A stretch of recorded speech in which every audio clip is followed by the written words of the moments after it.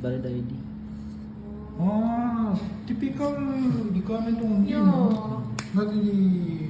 You have LTAP first, then the license, then the registration of your gun.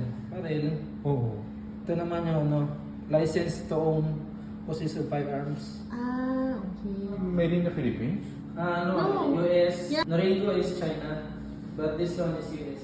Ah, this is the brand. Norinco. This is the smallest gun in China. It's 27,000. What? The rest is 38. 38. And then Katmal is Ito yung mga shotgun po. shotgun. Yeah. If you're interested, just contact the number. Okay lang.